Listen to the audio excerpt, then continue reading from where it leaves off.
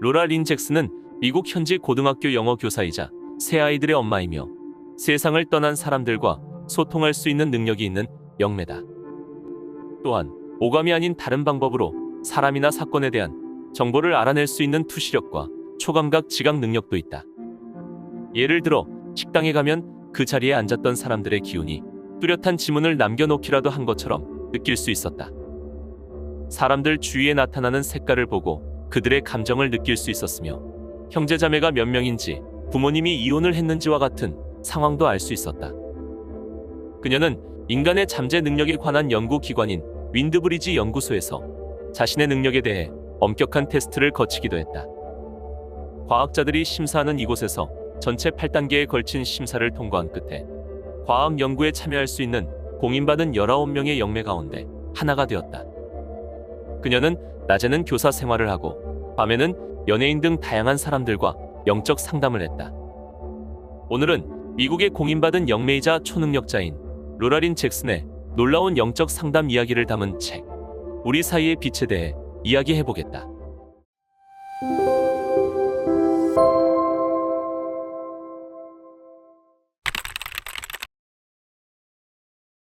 우리는 보통 우리 스스로가 견고하고 안정된 물질적 존재라고 생각한다. 하지만 실제로는 그렇지 않다. 우주 안에 존재하는 다른 모든 것과 마찬가지로 우리 또한 끊임없이 변화하는 에너지에 따라 계속 진동하는 원자와 분자로 이루어져 있다. 예를 들어 우리가 사용하는 식탁과 의자는 딱딱하고 전혀 움직이지 않는 것처럼 보이지만 그것들을 이루고 있는 원자와 분자는 실제로는 움직이고 있다. 모든 물질과 생명은 이 진동 운동으로 규정된다. 기본적으로 인간은 에너지다. 로라의 경우 그 진동 운동이 다른 사람들보다 더 컸다. 그녀의 영적 상담은 사랑하는 사람들을 잃고 상실감에 빠진 이들이 상처를 치유하고 과거를 극복하며 삶을 다시 설계하도록 도왔다. 로라는 사후 세계에 대해 최소한의 가능성이라도 고려하지 않거나 사람이 죽은 뒤에도 의식은 살아남는다는 최근에 수많은 증거들을 살펴보지 않으면 놀라운 위안과 치유, 아름다움과 사랑의 원천을 스스로 차단해 버리는 것과 같다고 말한다. 그녀는 우주가 동시성의 원리에 따라 작동한다는 사실, 즉 아무 관련 없어 보이는 사건들을 서로 연결해 우리가 하는 모든 일에 의미를 부여하는 보이지 않는 힘이 있다는 사실을 알리고자 한다. 이 책이 여러분의 손에 들어온 데는 다 그만한 이유가 있다. 우리는 모두 빛 에너지로 이루어진 눈부신 끈으로 연결되어 있으며 세상을 떠난 사랑하는 이들과도 이어져 있다. 이렇게 우리를 묶어주고 우리의 운명을 얽히게 만드는 빛이 있고 우리 모두 그 빛으로부터 힘을 얻는다는 사실은 또 다른 진실을 깨닫게 한다. 세상에 하찮은 삶을 사는 사람은 없다. 우주는 단 한 사람도 소홀히 하지 않는다. 우리는 모두 세상을 환하게 밝힐 수 있다. 다만 우리가 얼마나 큰 힘을 가졌는지 아직 깨닫지 못한 사람들이 있을 뿐이다. 우리 대부분은 부르는 이름은 달라도 자신보다 더 큰 힘을 가진 존재를 믿고 있다. 그녀는 그 힘을 우주라 부르며 누군가는 하느님이라 부른다. 종교는 여러 조각으로 나뉜 큰 그릇과 같다. 각각의 조각이 모두 다르다 해도 결국 같은 그릇을 이루는 부분들이다. 믿음을 표현하는 단어가 믿음 자체보다 중요할 수는 없다. 이렇듯 우리는 증명하거나 설명할 수 없으며 심지어 완전히 이해하기도 힘든 자신보다 훨씬 더 큰 존재를 기꺼이 믿으려 한다. 로라가 11살 때 갑자기 외할아버지가 돌아가셨다. 그녀는 일찍이 외할아버지의 죽음을 예감했지만 자신이 지켜주지 못했다는 죄책감에 괴로워하고 있었다. 슬픔에 빠진 그녀에게 외할아버지의 영혼이 나타났고 외할아버지가 다른 방식으로 여전히 존재한다는 걸 알게 되자 죄책감에서 벗어나 엄청난 사랑과 위로를 느꼈다. 그녀는 엄마에게 처음으로 자신의 영적 능력에 대해 털어놓았고 놀랍게도 그녀의 영적 능력은 외가 쪽에서 대를 이어 내려오고 있다는 사실을 알았다. 어느 날 밤 로라의 외할머니는 독일에 사는 친한 친구가 죽는 악몽을 꾸닥했다. 외할머니는 날짜와 시간을 적어두었다. 얼마 지나지 않아 독일에서 그 친구의 부고를 알리는 편지가 도착했다.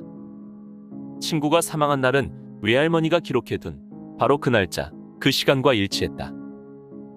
로라의 이모가 9살이던 무렵 갑자기 전화벨이 울렸는데 외할머니가 수화기를 들기도 전에 이모가 불쑥 이런 말을 했다. 칼 외삼촌이 죽었다고 독일에서 전화 오는 거야. 외할머니는 끔찍한 소리 하지 말라며 이모를 야단치셨다. 하지만 전화를 받은 외할머니의 얼굴이 곧바로 백지장처럼 하얘졌다. 그것은 정말 독일에서 걸려온 전화였고 외할머니의 오빠인 칼 할아버지가 사망했다는 소식이었다. 당시 7살이었던 엄마는 메리에나 이모가 그 사실을 어떻게 알았는지 의아했다고 한다. 더구나 그 이전까지 엄마와 이모는 칼이라는 외삼촌이 계시다는 것조차 모르고 있었다. 메리에나 이모는 간호사로 오래 일하며 죽음 직전의 순간을 수차례 목격한 덕분에 고인이 된 이들이 우리를 지켜보며 위로한다고 굳게 믿게 되었다. 환자들은 이모 앞에서 몇 년 전 세상을 떠난 사람들과 대화를 하기도 했다. 그런 상황이 무엇을 뜻하는지 메리에나 이모는 잘 알고 있었다. 그 환자가 곧 세상을 떠날 거라는 의미였다. 그런 광경은 이모에게 전혀 이상하지 않았다. 오히려 우리가 죽을 때 고인이 된 사랑하는 이들이 우리를 도우러 온다는 뜻이니 위로를 받았다. 로라는 사람들의 에너지를 읽고 그들의 감정을 느낄 수 있었다. 사람들 주위에 나타나는 색깔을 보았고 그 색들을 통해 주변 세상을 더 잘 이해할 수 있었다. 4학년 때는 축구를 시작했는데 상대팀 선수들의 에너지를 읽고 그에 따라 다음 동작을 미리 결정할 수 있었다. 상대방의 마음을 읽는 것이 반칙은 아닐까 생각하기도 했지만 어쩔 도리가 없었다. 데이트를 하거나 친구를 만날 때도 상대방에 대한 정보가 스크린에 보였다. 그녀의 인생을 바꿀 만한 결정적인 사건은 대학생 때 일어났다. 로라는 존 몬첼로라는 마음이 잘 맞는 고등학교 친구가 있었다. 그런데 어느 날 그녀는 누군가 죽는 꿈을 꾸다 깨어났다. 공포에 사로잡힌 그녀는 엄마에게 전화해 누가 죽었는지 묻지만 엄마는 별일 없다며 안심시켰다. 밤 8시쯤 고등학교 친구로부터 존이 죽었다는 전화를 받았다. 로라는 친구의 죽음을 미리 알고도 그 결과를 바꾸지 못했다는 사실에 극심한 좌절감과 죄책감에 빠졌다. 존의 장례식이 끝나고 누구에게라도 자신의 고민을 털어놓고 싶어 롱아일랜드의 교회 목사님을 만났다. 로라는 목사님에게 존의 죽음과 외할아버지에 관해서도 모두 털어놓았다. 목사님은 로라가 대학에서 듣고 있는 철학 강의 때문에 새로운 사상과 이론이 그녀의 머릿속을 가득 채웠고 그래서 그런 꿈을 꾸는 것이라고 했다. 그녀는 목사님의 말이 맞지 않다는 걸 바로 알 수 있었다. 목사님이 나쁜 의도로 한 말은 아니었지만 그녀에게 영적 능력이 나타난 건 철학 강의를 듣기 훨씬 전부터였다. 그녀는 하느님을 믿었고 그분께 답이 있다고 믿었다. 하지만 목사님과 만난 후 하느님은 교회보다 훨씬 더 크고 강력하다고 믿게 되었다. 답은 저 바깥에 있었다. 로라가 깊은 우울감에 빠져 있을 때 가장 친한 친구의 소개로 리터니 번스라는 초능력자이자 영매를 알게 되었고 그녀에게 영적 상담을 받아보기로 했다. 당신은 남동생이 한 명 있군요. 언니도 한 명 있고요.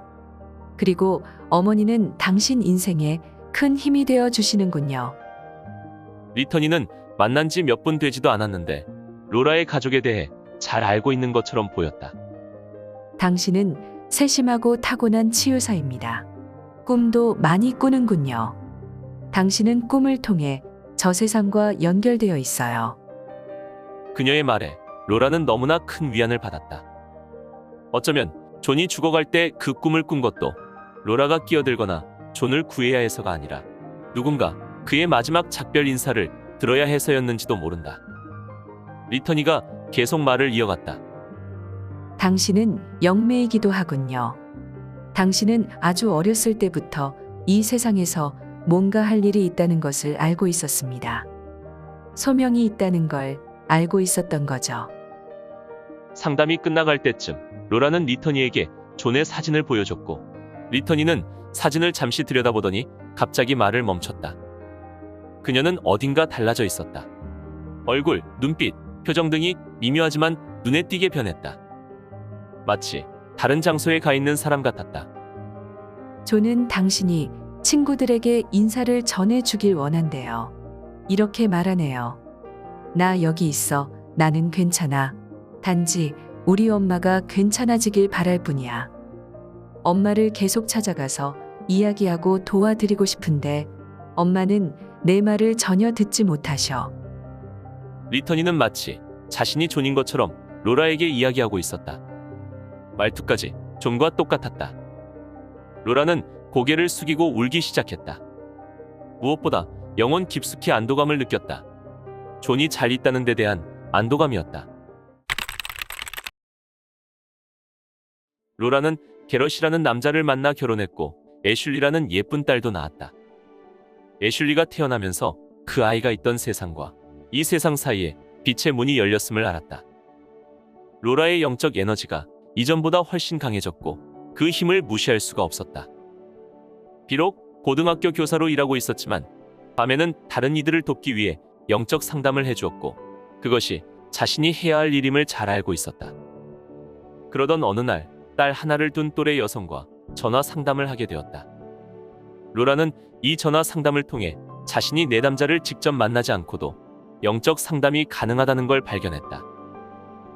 그녀의 딸 헤일리는 3살 때 세상을 떠났다. 상담을 시작하고 얼마 되지 않아 아주 작은 형체가 나타났다. 죽은 딸이라는 걸 알 수 있었다. 아이는 로라에게 자기 엄마에 대한 모든 것을 말해 주었다. 딸을 구하지 못했다는 생각에 엄마가 얼마나 자책하고 비탄에 빠져 있는지 이야기했다. 따님이 여기 와 있어요. 자기는 간에 문제가 있어서 죽었다고 하네요. 엄마가 바꿀 수 있는 건 아무것도 없었대요. 아이가 말하길 자기는 원래 이곳에 오래 머물지 못할 운명이었대요. 이곳에 와서 조건 없는 사랑을 받기로 되어 있긴 했지만 오래 머무를 운명은 아니었다고요. 아이는 당신이 슬픔과 죄책감을 혼동하면 안 된다고 말하고 있어요. 아이를 구하는 것은 당신의 역할이 아니었어요. 당신의 역할은 아이를 사랑하는 것이었어요. 로라가 이렇게 말하자 전화기 너머에서 긴 침묵이 흘렀다. 씩씩하고 예쁜 딸이 나타나 엄마를 위로하고 엄마가 죄책감에서 벗어나도록 단호한 태도로 돕고 있다는 사실은 아이 엄마뿐 아니라 로라에게도 믿을 수 없을 정도로 감동적이었다. 며칠 후 로라는 그 여성으로부터 소포 하나를 받았다. 동봉된 편지에는 그녀가 상담을 통해 고통의 그림자를 걷어낼 수 있었고 다시 숨을 쉴 수 있게 되었다고 쓰여 있었다. 딸이 여전히 자신과 함께 있다는 걸 알게 되면서 그녀의 삶이 달라졌다. 그녀의 딸이 그녀의 삶을 구한 것이다. 또 한 번은 조앤이라는 중년 여성과 전화 상담을 했는데 통화를 시작하자 조앤의 아버지가 로라 앞에 나타났다. 그는 자신이 30년 전 스스로 목숨을 끊었다고 했다. 그는 딸에게 사과의 말을 전하며 세상을 떠날 땐 자신이 제정신이 아니었다고 설명했다. 조앤은 자기도 잘 알고 있고 이미 수년 전 아버지를 이해하고 용서했다고 말했다. 조앤의 아버지는 로라에게 조그만 새끼 고양이 한 마리를 보여주었다.